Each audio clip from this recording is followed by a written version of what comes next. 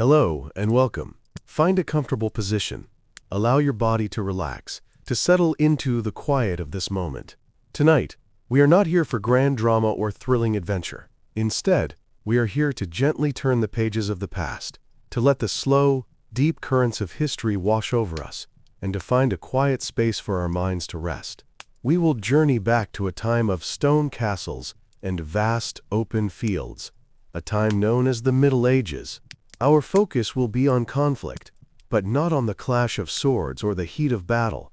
Rather, we will observe the long, slow, and patient processes that surrounded these events, the intricate webs of diplomacy, the generational claims to a throne, the mundane realities of raising funds and moving supplies, the gradual shifting of borders over not just years but centuries.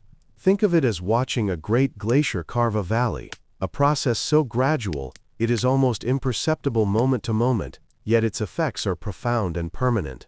It is a story of immense, geological-like change, played out by human hands over many lifetimes. We will explore 5 such historical movements tonight, spanning nearly 1,000 years of human endeavor. We will begin on the Iberian Peninsula, with the centuries-long process known as the Reconquista. Then, our gaze will turn eastward, to the establishment, long existence, and slow decline of the Crusader states in the Levant. We will witness the long shadow cast by the Mongol Empire over the principalities of the Ruses. From there, we will travel to the fields of France for the generational struggle that became the 100 Years' War.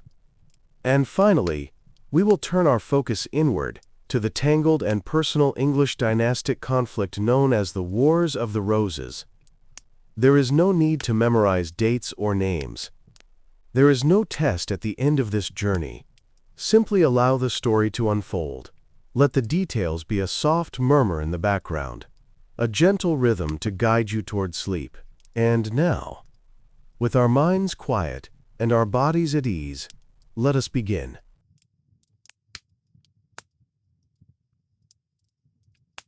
Part 1.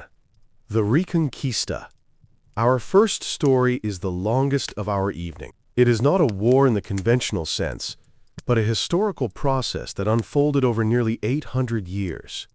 It is the story of the Iberian Peninsula, what we now know as Spain and Portugal. It is the story of the Reconquista, or the Reconquest. To understand this long story, we must first look at the world it grew from. In the early 8th century, the Iberian Peninsula was ruled by the Visigoths. They were a Germanic people who had inherited this corner of the Roman Empire centuries before. Their kingdom was Christian, but it was also deeply fractured. Its kings struggled to assert their authority over a powerful and unruly nobility. Succession was often contested, leading to periods of civil war and instability.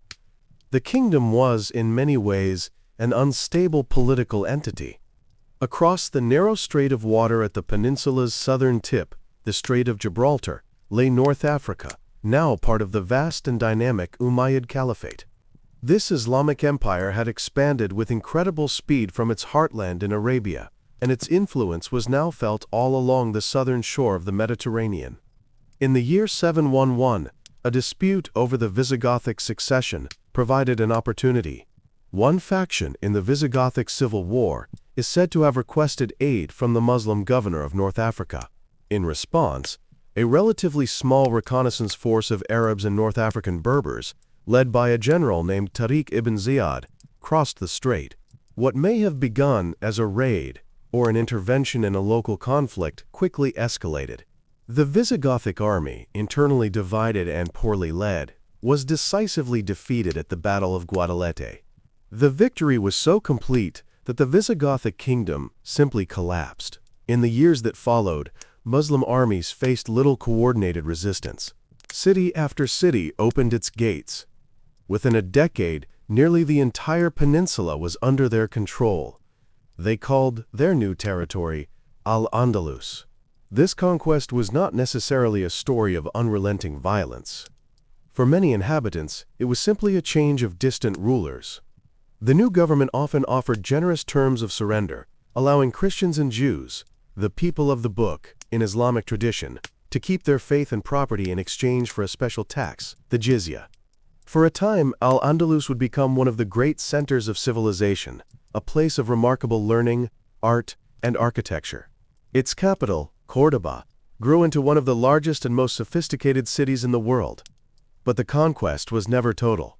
In the far north, protected by the rugged, rainy Cantabrian mountains, a few small pockets of Visigothic resistance held out. In the region of Asturias, a nobleman named Pelagius is credited with rallying local fighters and winning a small but significant victory around the year 722 at the Battle of Covadonga. From a grand strategic perspective, this was a minor skirmish. But in the long narrative of history, it became the foundation myth of the Reconquista. It was the symbolic seed from which the Christian kingdoms of the north would slowly grow. The process that followed was incredibly slow.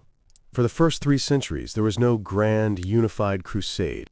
The conflict was sporadic, localized, and driven as much by local ambition as by religious fervor. The frontier was not a clear line, but a wide, sparsely populated buffer zone known as the Duero Desert. The primary mechanism of expansion during this early period was a process called repopulation, or repopulation. As the small Christian kingdom of Asturias, which later became the Kingdom of Leon, grew stronger, its leaders would encourage settlers to move south into these empty lands. They would grant charters, or fueros, to new towns, offering land and legal freedoms to peasants and nobles willing to risk life on the frontier. This was a slow, generational creep southward. A group of families would move into a valley, build a fortified church, and begin to farm. The next generation might push a little further. It was a demographic movement as much as a military one, the slow, patient work of colonization. During this time, the Christian kingdoms were often as busy fighting each other as they were fighting their Muslim neighbors. The kingdoms of Leon, Castile, Navarre, Aragon, and later Portugal emerged from this process, each with its own dynasty and its own ambitions.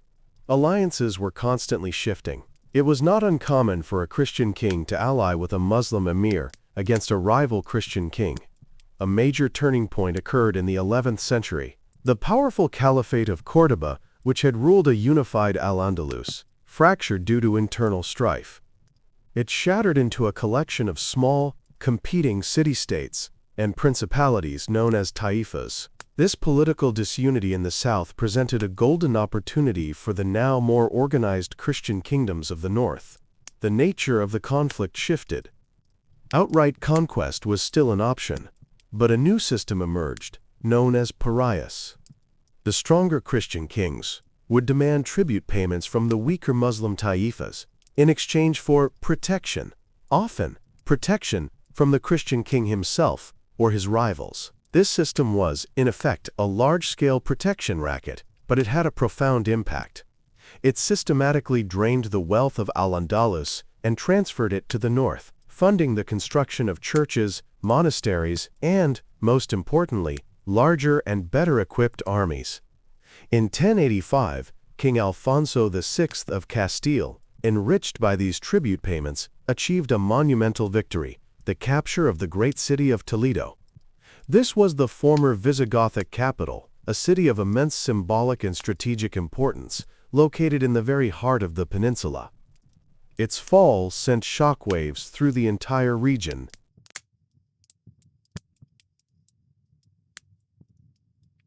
The loss of Toledo alarmed the remaining Taifa rulers. In desperation, they sought help from a new, powerful force in North Africa, the Almoravids. The Almoravids were a deeply religious and austere Berber dynasty who saw the Taifa kings as decadent and lax in their faith.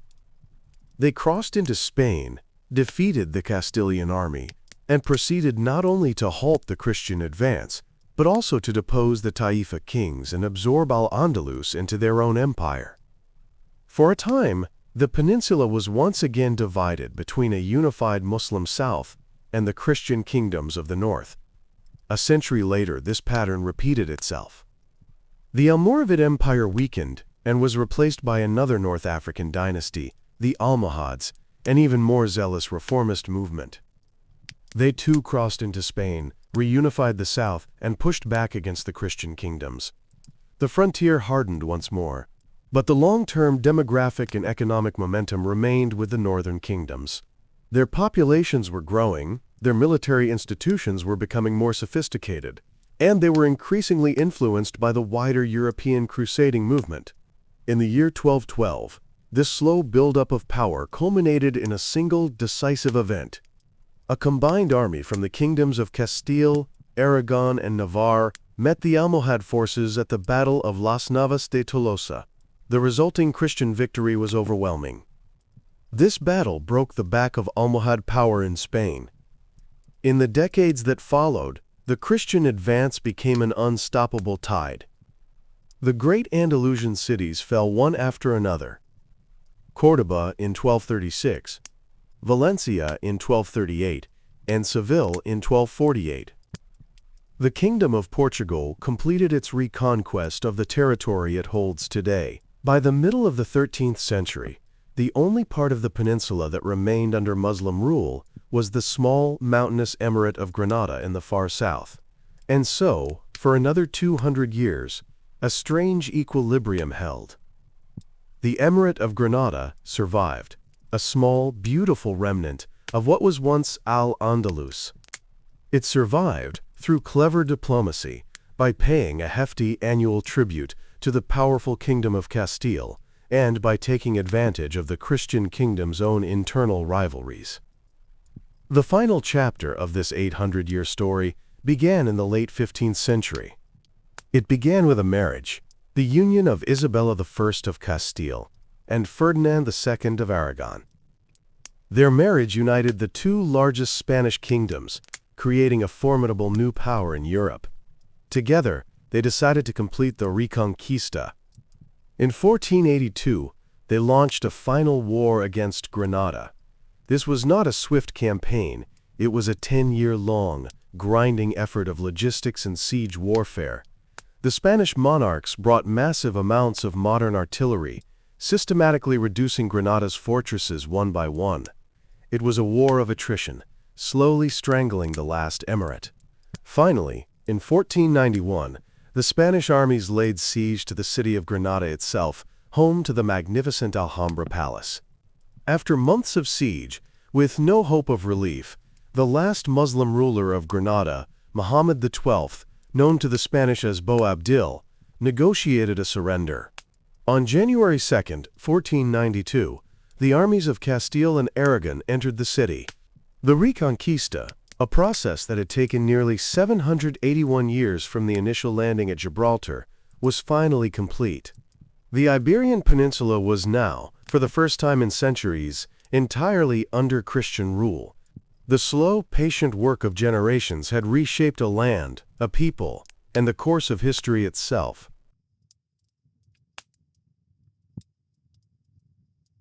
Part 2. The Crusades and the Crusader States. As one long conflict was reshaping the Iberian Peninsula, another was beginning to stir, centered on the lands of the Eastern Mediterranean. This is the story of the Crusades. But our focus will not be on the famous campaigns themselves, with their flashes of battle and famous leaders. Instead, we will look at the long, difficult, and ultimately fragile project they created, the Crusader States. The story begins not with a call to arms, but with a problem of access, politics, and a cry for help.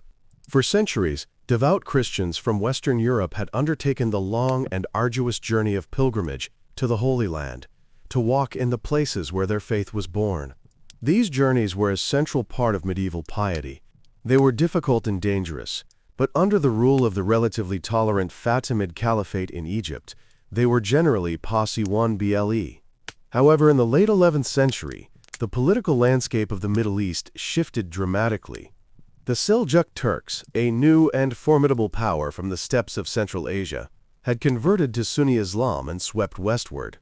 They conquered Persia and Mesopotamia, and then pushed into Anatolia, the heartland of the Christian Byzantine Empire. At the Battle of Manzikert in 1071, the Seljuks inflicted a catastrophic defeat on the Byzantines, capturing their emperor. In the years that followed, they overran most of Anatolia and also took control of Syria and Palestine, including the holy city of Jerusalem. For the Byzantine Empire, this was an existential crisis. For pilgrims from the West, the journey became more hazardous and uncertain under the new, less stable rule. The Byzantine emperor, Alexios Komnenos, a shrewd and capable ruler, sent envoys to the West. His request was specific. He asked for mercenary soldiers, experienced knights from the West, to help him push the Seljuks back and recover his lost territories in Anatolia. In 1095, at the Council of Clermont in France, Pope Urban II received this request, but he did something extraordinary with it. He took the emperor's limited plea for mercenaries and transformed it into a new, powerful and galvanizing idea.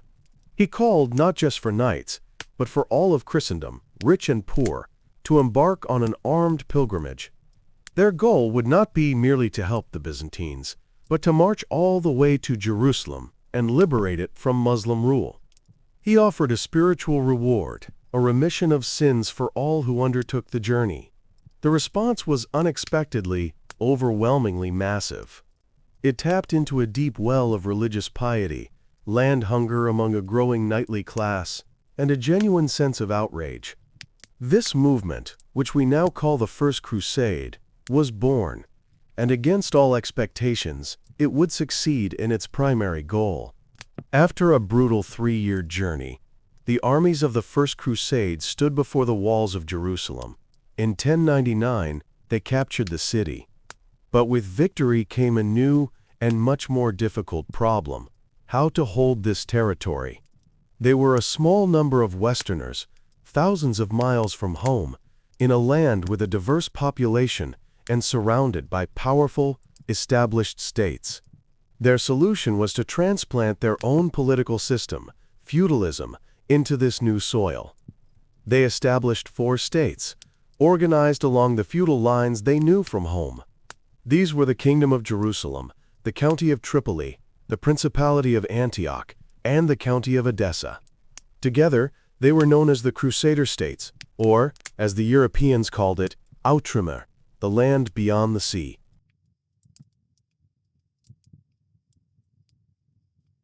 The 200-year history of these states is a story of constant low-level attrition and precarious survival. They were never truly secure. Their existence depended on 3 fragile pillars: a continuous but often unreliable flow of manpower from Europe, absolute control of the sea lanes for communication and supplies, and most critically, a disunited Muslim world around them. Life in Outremer was a complex and fascinating blend of cultures. The ruling class, the Franks as they were called by the locals, were a tiny minority. They governed a diverse population of local Eastern Christians of various denominations, as well as Muslims and Jews.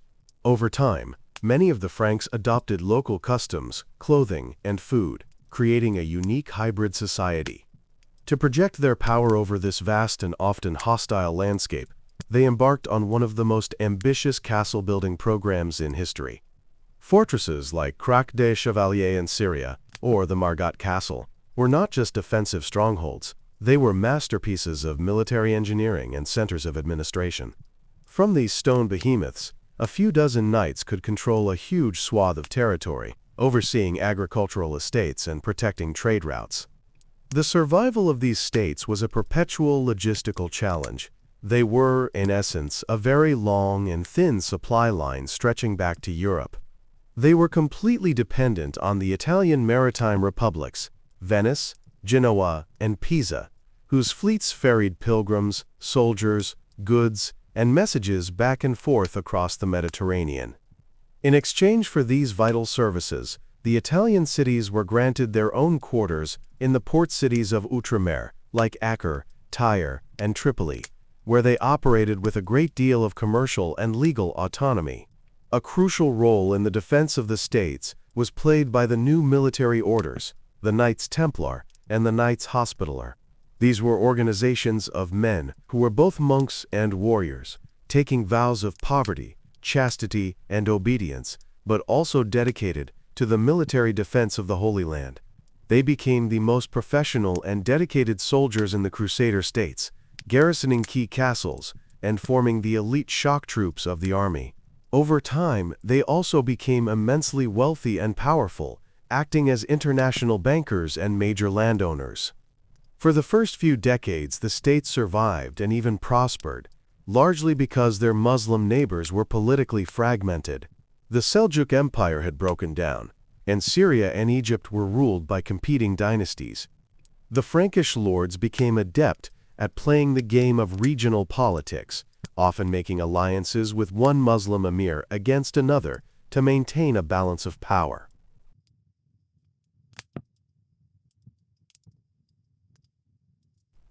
This delicate balance could not last forever. The first major blow came in 1144. Imad al-Din Zengi, the Turkic ruler of Mosul and Aleppo, managed to unite a portion of Syria under his rule. He then launched a surprise attack on the northernmost Crusader state, the county of Edessa, and captured its capital city. This was the first major loss of territory for the Franks, and it sent a shock wave of alarm back to Europe. The fall of Edessa prompted the launch of the Second Crusade from Europe, led by the King of France and the King of Germany. This massive expedition, however, was plagued by poor leadership and logistical failures. It achieved nothing of substance and returned to Europe in disgrace, leaving the strategic situation in the East even worse than before. The tide truly began to turn with the rise of one of the most famous figures of the medieval era, Salah al-Din, known to the West as Saladin. A Kurdish general in the service of Zengi's successor, Saladin was a brilliant military commander and a masterful politician. Over the course of 2 decades, he patiently and methodically succeeded in uniting both Egypt and Syria under his personal rule. He had done what the Franks had always feared. He had created a single, powerful state that completely surrounded the Kingdom of Jerusalem. In 1187, Saladin invaded the kingdom. He lured the main Crusader army away from water sources and then crushed it decisively at the Battle of Hadden. With the Frankish army destroyed, the kingdom was virtually defenseless. City after city surrendered, and a few months later, Saladin entered Jerusalem itself, ending 88 years of Christian rule. This disaster prompted the famous Third Crusade, led by the 3 greatest kings of Europe, Richard the Lionheart of England, Philip Augustus of France, and the Holy Roman Emperor Frederick Barbarossa. Despite its legendary status, this crusade was only a partial success. It managed to recapture a thin strip of coastline and the vital port city of Acre, but it failed to retake Jerusalem.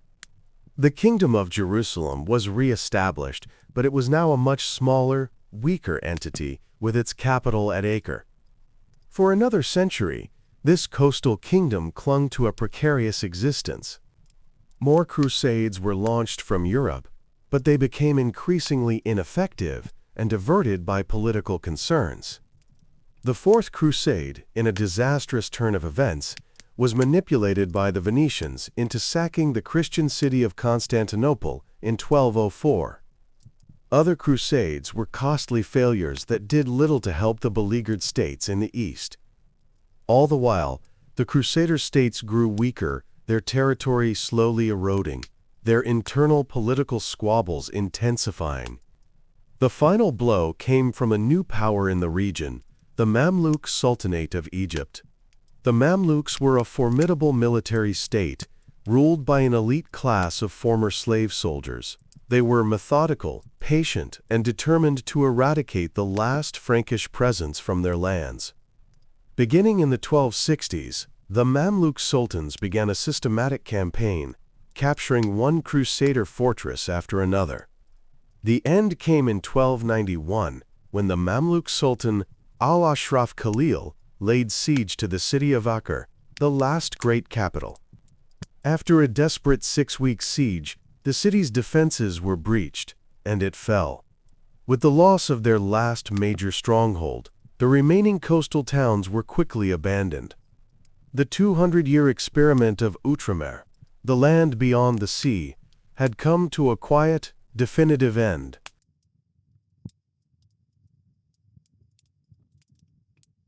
Part 3. The Mongol Yoke. Now we turn our gaze northward and eastward to the vast, forested plains of Eastern Europe. Here, a different kind of long-term conflict and domination would unfold, one defined not by constant warfare on a frontier, but by distant oversight and the heavy burden of tribute. This is the story of the relationship between the Mongol Empire and the principalities of the Rus. In the early 13th century, the land of the Rus was a world of its own. The old, centralized power of Kievan Rus had faded more than a century before. In its place was a loose confederation of competing principalities.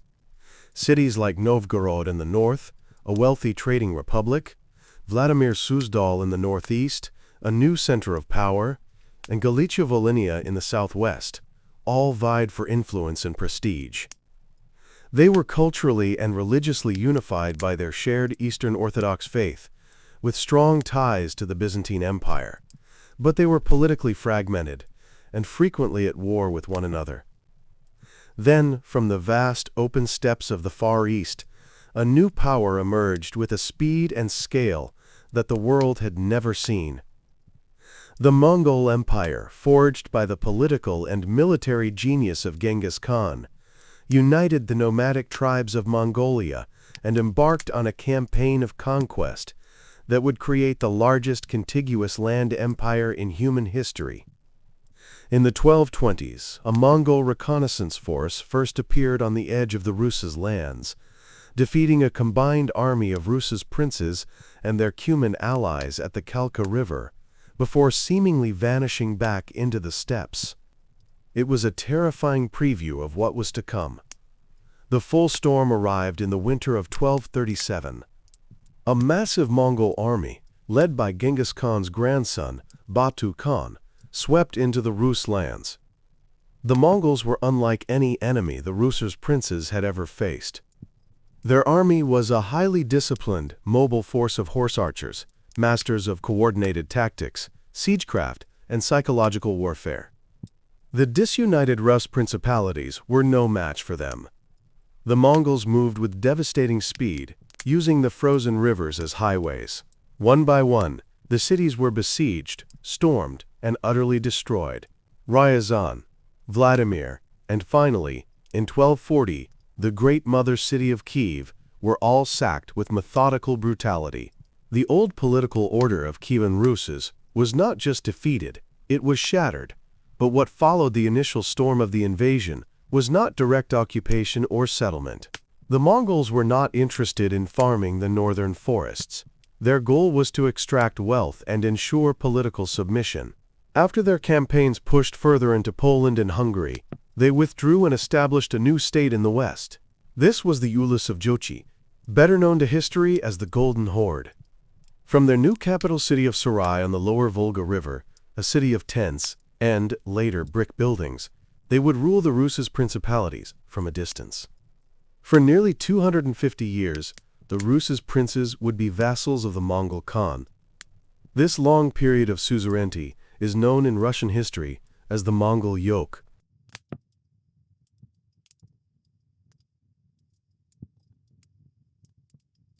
The system of the Mongol Yoke was primarily an administrative relationship. It was built on two pillars: the absolute political submission of the Rus' princes and the regular payment of a heavy tribute. To be recognized as the legitimate ruler of his own principality, a Rus' prince had to undertake the long, arduous, and often dangerous journey to the Khan's court at Sarai. There, he had to perform acts of submission and pay homage to the Khan. If the Khan was satisfied, he would grant the prince a charter, or patent of authority, known as the Yarlik. This document was the official confirmation of the prince's right to rule. Without it, a prince was powerless. The Khan could grant the Yarlik for the most prestigious title, that of Grand Prince of Vladimir, to whichever prince he favored. The Mongols became masters at manipulating the rivalries between the different branches of the ruling dynasty. They would often play one prince off against another, ensuring that the Ruses remained too divided to ever challenge their authority. The second pillar of the system was the tribute, known as the dan. To ensure this tribute was properly assessed, the Mongols conducted a comprehensive census of the Rus' lands, counting every household. Mongol officials, known as baskaki, were at first stationed in the Rus' towns to oversee the collection and enforce the Khan's will. Any resistance or failure to pay was met with swift and brutal punitive raids by Mongol armies. For generations, this was the unchanging political reality for the Rus'.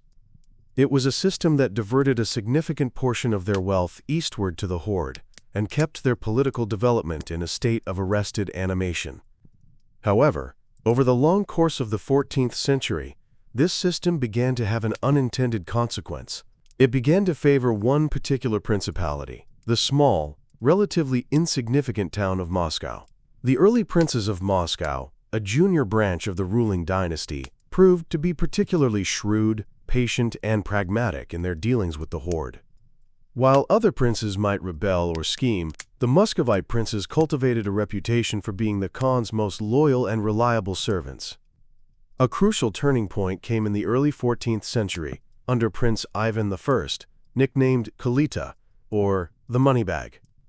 He persuaded the Khan to grant him the Yarlik for Grand Prince of Vladimir, and, most importantly, to give him the responsibility of collecting the tribute from all the other Rus' principalities on behalf of the horde. This was a masterful stroke of policy. It gave the princes of Moscow immense financial and political leverage. They now had a legitimate reason to interfere in the affairs of other principalities. They could ensure the tribute was paid on time, currying favor with the Khan, while also using their position to absorb the lands of weaker neighbors. Moscow, once a backwater, began to quietly grow in wealth and power. In another key move, the head of the Russian Orthodox Church moved his seat from Vladimir to Moscow, making the city not just the political and economic center, but the spiritual center of the Rus' lands as well.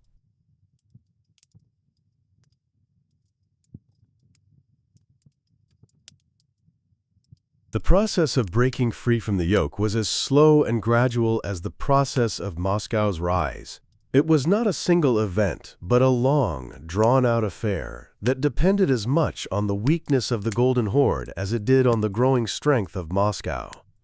In the latter half of the 14th century, the Golden Horde itself fell into a long period of internal civil war and political instability, known as the Great Troubles. Different claimants to the Khan's throne fought one another, gravely weakening the Horde's ability to project power. This growing weakness emboldened the Muscovite princes. In 1380, Grand Prince Dmitry Donskoy led a combined Rus' army to a major victory against a Horde army at the Battle of Kulikovo Field. This battle was immensely important for Rus' morale.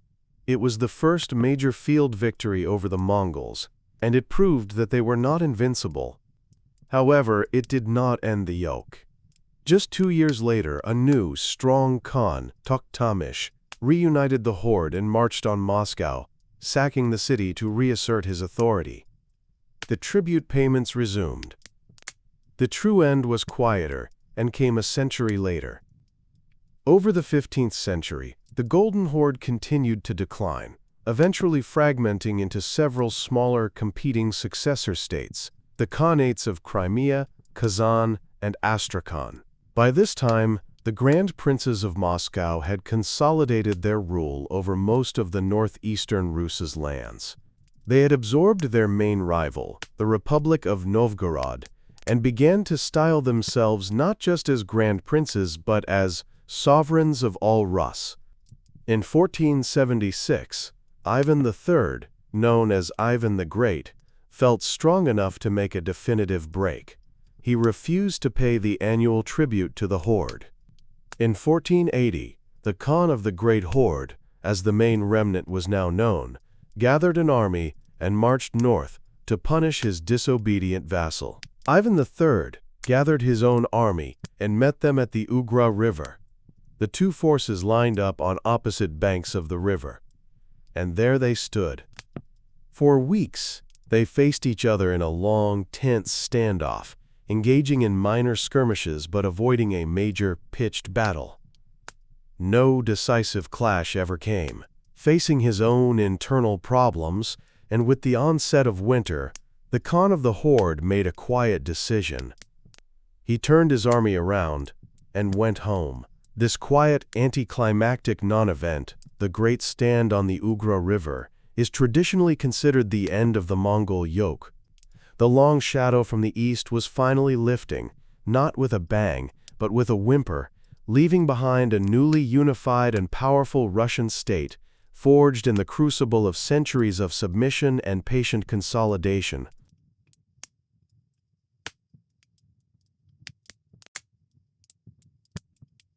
Part 4. The 100 Years' War. We now travel west, to a conflict born not of invasion or religious fervor, but of a tangled and centuries-old legal and feudal relationship. This is the long and winding dispute between the kingdoms of England and France, a conflict that later historians would label the 100 Years' War. To understand its origins, we must go back much further than its start date in 1337. The story truly begins in 1066, with the Norman conquest of England. When William the Conqueror, the Duke of Normandy, became King of England, he created a fundamental political problem that would plague his successors for centuries. He and his descendants were now sovereign kings in England, but they were also still Dukes of Normandy, and therefore vassals to the King of France for their lands on the continent. This entanglement grew even more complex in the 12th century under King Henry II of England. Through his inheritance and his marriage to the formidable Eleanor of Aquitaine, he controlled a vast collection of territories that stretched from the borders of Scotland to the Pyrenees Mountains. This Angevin empire made the King of England a far more powerful ruler within France than the King of France himself. This was an intolerable situation for the French crown, whose kings patiently worked for generations to dismantle this English continental empire. By the early 14th century, they had largely succeeded. Of all their vast former possessions, the kings of England now held only a portion of Aquitaine, a region in southwestern France known as Gascony. Gascony was valuable. It was a major producer of wine, and its trade was vital to the English economy. But the old problem remained. For his Duchy of Gascony, the King of England was required to pay homage to the King of France. This constant source of friction, with the French king attempting to assert his legal authority and the English king trying to protect his autonomy, created a state of perpetual, low-level diplomatic conflict. The immediate trigger for the war came with a succession crisis. In 1328, King Charles IV of France died without a son, the last in a direct line of the Capetian dynasty that had ruled France for over 3 centuries. A decision had to be made about who should inherit the throne. There were 2 primary claimants. The first was Philip of Valois, a French cousin of the late king. The second, and arguably with a stronger blood claim, was King Edward III of England. Edward's claim came through his mother, Isabella, who was the sister of the deceased French king. The French nobility was faced with a stark choice. Could they allow the King of England to also become the King of France, effectively merging the 2 kingdoms? Unwilling to accept this, they gathered and invoked an old Frankish law, the Salic law. They interpreted this law to mean that the crown could not pass to a man through his mother. On this basis, they chose Philip of Valois, who became King Philip VI. At first, Edward III seemed to accept this decision. He even paid homage to Philip for his lands in Gascony. But the underlying issues, the status of Gascony, French support for Scotland in its wars with England, and Edward's own simmering claim to the French throne, remained unresolved. They were like dry tinder, waiting for a spark. The spark came in 1337 when Philip VI confiscated Gascony. In response, Edward III formally reasserted his claim to the French throne. This marked the beginning of a war that no one at the time could have possibly imagined would last for 116 years.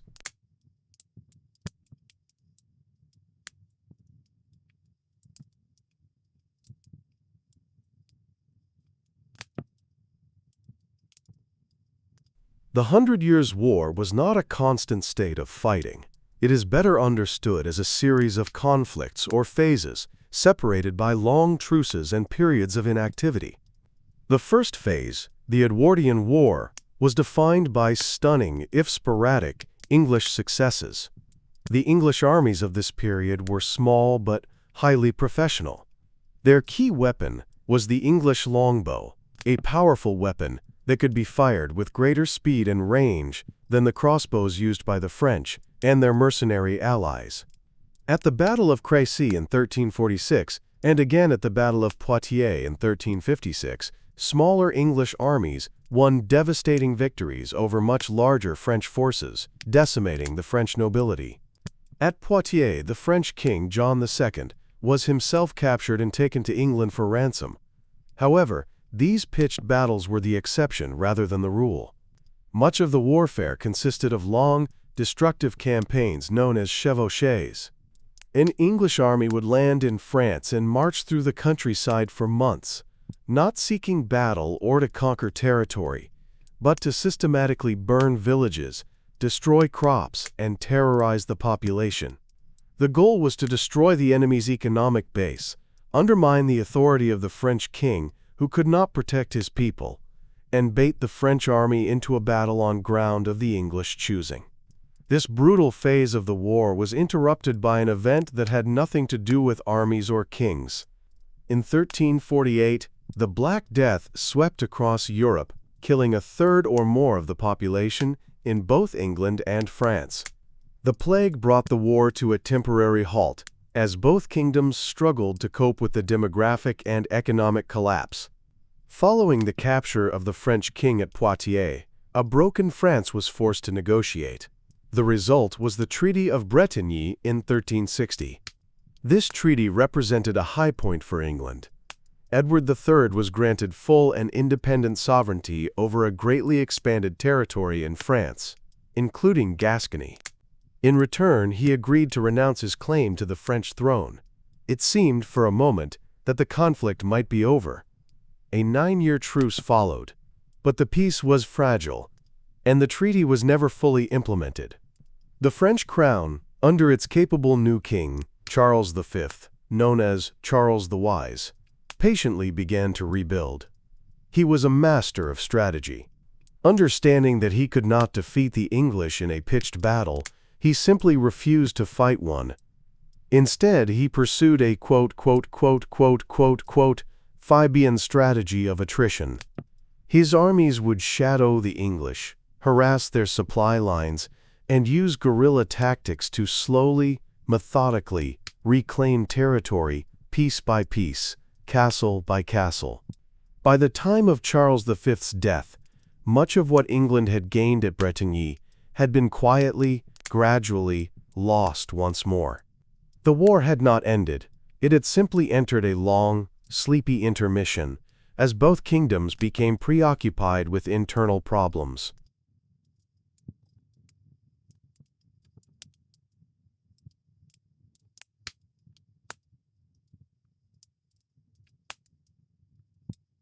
For decades, the war simmered at a low boil. Then, at the beginning of the 15th century, a new, ambitious English king, Henry V of the House of Lancaster, renewed the English campaign with ruthless vigor. In 1415, his small, exhausted army, cornered by a massive French force, won a legendary and improbable victory at the Battle of Agincourt.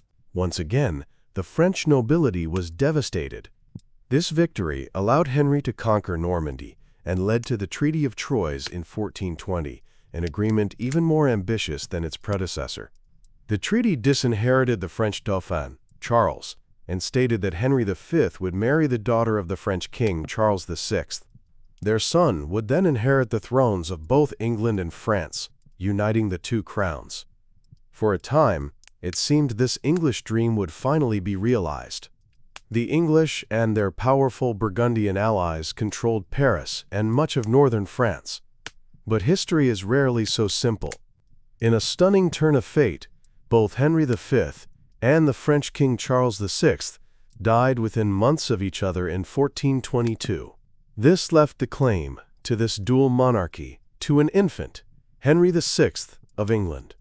The disinherited French Dauphin, now styling himself Charles VII, continued a desperate resistance from his court south of the Loire River. His cause seemed hopeless at first. His resources were few, his territory small, and his legitimacy was in question. It was in this context of French desperation that a young peasant girl, Joan of Arc, emerged. Her story is often told with fire and passion, but in the slow unfolding of this long war, her primary effect was one of morale. She became a powerful symbol of French resistance, a catalyst that helped to turn the tide of belief. Her appearance at the Siege of Orleans in 1429, which was subsequently lifted by the French, marked a significant psychological turning point. She then persuaded Charles to march to Reims, the traditional site of French coronations, where he was formally crowned, solidifying his legitimacy. From that point on, the French recovery was slow, but inexorable. The process was aided by a major diplomatic shift in 1435, when the Duke of Burgundy abandoned his English alliance and reconciled with Charles VII. The English were now isolated, and they were increasingly hampered by their own political divisions and financial exhaustion back home. The French, meanwhile, were professionalizing their army. They established a standing, paid force and developed a powerful siege train of modern artillery. Cannons now made the high stone walls of English-held castles vulnerable in a way they had never been before. There was no single, dramatic final battle for the war. Instead, there was a decades-long process of grinding down the remaining English possessions. Normandy was retaken in a methodical campaign in 1450. The final act took place back where it all began, in Gascony. In 1453, a final English attempt to relieve the region was defeated at the Battle of Castillon. With this loss, the war was effectively over, nea faina. No treaty was signed to formally end it. The fighting simply petered out. England, exhausted and on the brink of its own civil war, lost all its continental possessions, save for the single port town of Calais. The 100 Years' War, a struggle that had defined the lives of 5 generations, finally faded into silence. Its legacy was a slow and profound transformation. It had helped to forge a clearer sense of national identity in both England and France. The era of the English kings as French dukes was, at last, over.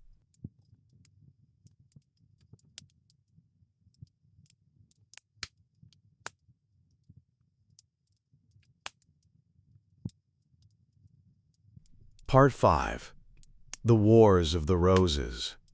As England's long and costly war with France dwindled to its humiliating close, the kingdom's powerful nobility returned home.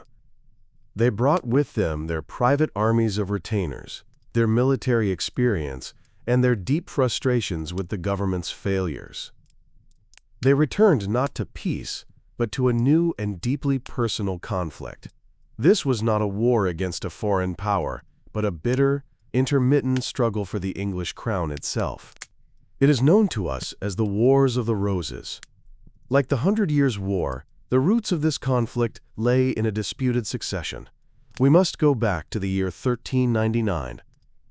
In that year, King Richard II was deposed by his cousin, Henry Bolingbroke, who became King Henry IV. Henry was of the House of Lancaster, descended from John of Gaunt, a younger son of King Edward III. His claim to the throne was plausible, but it was not absolute. There were other relatives, descended from an older son of Edward III, the Mortimer family, who arguably possessed a stronger hereditary claim. For decades, the House of Lancaster ruled, but their hold on power was always shadowed by this questionable beginning. The simmering discontent and rivalries among the nobility finally came to a head during the reign of Henry IV's grandson, King Henry VI. Henry VI was a gentle, pious, and well-intentioned man. However, he was not an effective ruler for such a turbulent age. He was easily swayed by his advisors and his powerful wife, Margaret of Anjou. Crucially, he suffered from periods of severe mental illness, inherited from his French grandfather. During these episodes, he would fall into a catatonic state, leaving a complete vacuum of power at the center of the kingdom. It was during these periods that factions of powerful nobles vied for control of the government. The political life of the country became deeply polarized. At the heart of this was the concept known as bastard feudalism, where the great lords of the realm maintained large private armies of retainers, identified by their lord's livery and badge. Their primary loyalty was not to the distant king, but to the powerful magnate who paid and protected them. This meant that a political dispute between two nobles could quickly escalate into a small-scale private war. The most prominent of the king's rivals was Richard, Duke of York. He was the wealthiest and most powerful nobleman in England. And critically, he possessed his own very strong claim to the throne, being descended from not one, but two of Edward III's sons. For years, the political tension between the court party of the king, led by Queen Margaret and the Duke of Somerset, and the party of the Duke of York, grew steadily. York positioned himself as a reformer, a man who could bring good governance and end the corruption at court. It was a conflict of personalities, of vast networks of patronage, and of competing visions for the governance of England. It was a slow-burning fire that in 1455, at the First Battle of St. Albans, finally broke into open flame.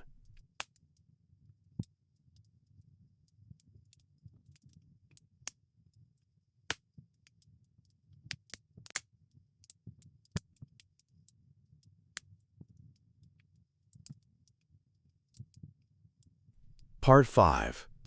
The Wars of the Roses. As England's long and costly war with France dwindled to its humiliating close, the kingdom's powerful nobility returned home. They brought with them their private armies of retainers, their military experience, and their deep frustrations with the government's failures. They returned not to peace, but to a new and deeply personal conflict. This was not a war against a foreign power, but a bitter, intermittent struggle for the English crown itself.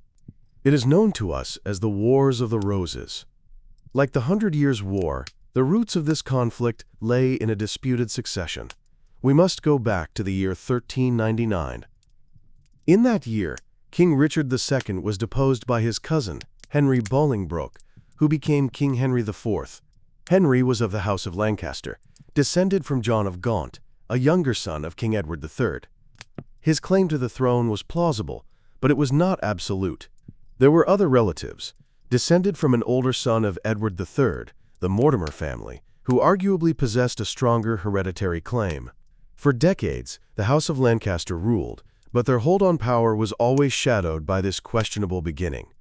The simmering discontent and rivalries among the nobility finally came to a head during the reign of Henry IV's grandson, King Henry VI. Henry VI was a gentle, pious, and well-intentioned man. However, he was not an effective ruler for such a turbulent age. He was easily swayed by his advisors and his powerful wife, Margaret of Anjou. Crucially, he suffered from periods of severe mental illness, inherited from his French grandfather. During these episodes, he would fall into a catatonic state, leaving a complete vacuum of power at the center of the kingdom. It was during these periods that factions of powerful nobles vied for control of the government. The political life of the country became deeply polarized. At the heart of this was the concept known as bastard feudalism, where the great lords of the realm maintained large private armies of retainers, identified by their lord's livery and badge. Their primary loyalty was not to the distant king, but to the powerful magnate who paid and protected them. This meant that a political dispute between two nobles could quickly escalate into a small-scale private war. The most prominent of the king's rivals was Richard, Duke of York. He was the wealthiest and most powerful nobleman in England. And critically, he possessed his own very strong claim to the throne, being descended from not one, but two of Edward III's sons. For years, the political tension between the court party of the king, led by Queen Margaret and the Duke of Somerset, and the party of the Duke of York, grew steadily. York positioned himself as a reformer, a man who could bring good governance and end the corruption at court. It was a conflict of personalities, of vast networks of patronage, and of competing visions for the governance of England. It was a slow-burning fire that in 1455, at the First Battle of St. Albans, finally broke into open flame.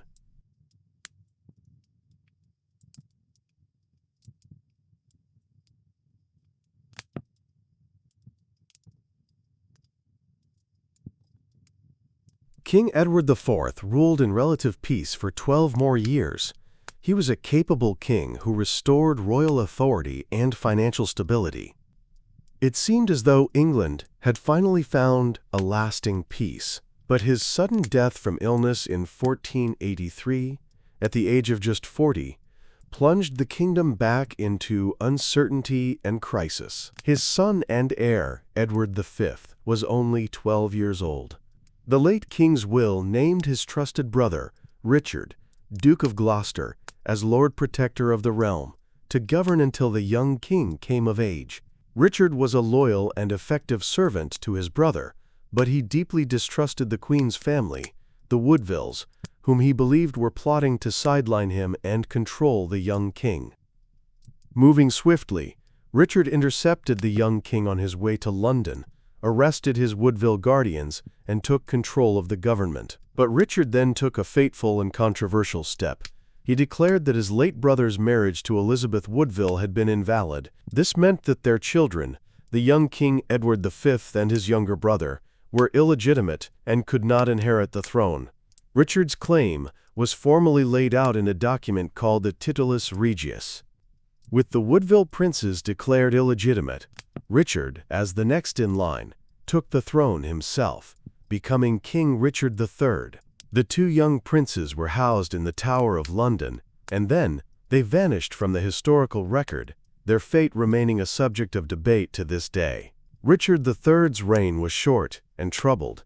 His seizure of the throne, even if it had some basis in law, was seen by many as a ruthless usurpation. It alienated many loyal Yorkists who had fought alongside him and his brother for years. His actions had fractured his own party and, in doing so, had created an opportunity for the last, faint ember of the Lancastrian cause to be fanned back into a flame. This last hope rested on a man living in exile in France named Henry Tudor. By any normal measure, Henry's claim to the throne was exceptionally weak. It came through his mother, Margaret Beaufort, who was descended from a line of John of Gaunt's children that had been born illegitimate and only later legitimized on the condition that they could not inherit the throne. But in the fractured political landscape of 1483, the weakness of his claim mattered less than the fact that he was the only viable Lancastrian alternative to Richard III. From his exile, Henry Tudor gathered support from disaffected nobles, both Lancastrians and alienated Yorkists. In August of 1485, he landed with a small army of English exiles and French mercenaries in Wales, his ancestral homeland. He marched inland, gathering more followers as he went. Wehi Shores. The final confrontation came at the Battle of Bosworth Field. The battle itself was a confused affair. The decisive factor was not brilliant generalship, but betrayal. The powerful Stanley family, who had a foot in both camps, stood by with their large private army, observing the battle. At a critical moment, they intervened on the side of Henry Tudor. Richard III, seeing his army begin to crumble, is said to have led a desperate final cavalry charge aimed directly at Henry Tudor himself. He was cut down, becoming the last English king to die in combat. The victor, Henry Tudor, was crowned on the battlefield with Richard's fallen circlet. He became King Henry VII. To solidify his rule, and, crucially, to heal the decades of division, he made a brilliant political move. He married Elizabeth of York, the eldest daughter of the Yorkist King Edward IV. This marriage physically united the two warring houses. Henry's new emblem, the Tudor rose, cleverly combined the white rose of York and the red rose of Lancaster. It was a powerful symbol of a new beginning. The long, bitter, and intimate dynastic struggle of the Wars of the Roses was over. A new dynasty, the Tudors, would rule England for the next century, bringing an end to the medieval period of civil strife and ushering in a new era of strong, centralized monarchy.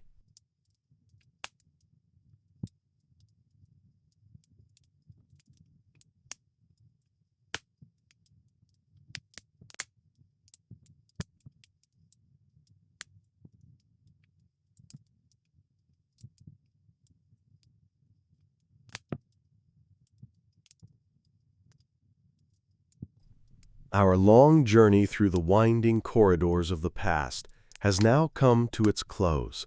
We have witnessed the slow, tidal forces of history, the patient turning of generations, the gradual, almost imperceptible shaping of the world we know. From the centuries-long reclamation of Iberia, a process of 800 years, to the fragile 200-year existence of the Crusader states, a project of faith and ambition on a distant shore. From the long, quiet shadow of the Mongol yoke and the patient rise of Moscow, to the tangled, generational dispute between England and France, and the intimate, bitter struggle for the English crown that followed. These were not just series of battles, but long, unfolding narratives of faith, ambition, administration, and the inexorable march of time. They were shaped by geography, by economics, by law, and by the slow, deep currents of societal change.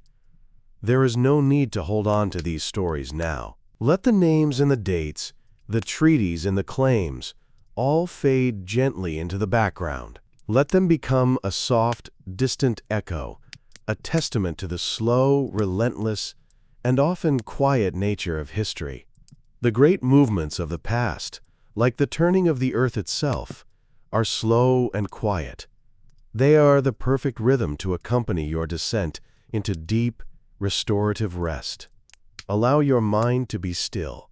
Allow your body to be heavy and relaxed. The pages of our book are still now. The night is quiet. May your rest be peaceful and your dreams be calm. Sleep well.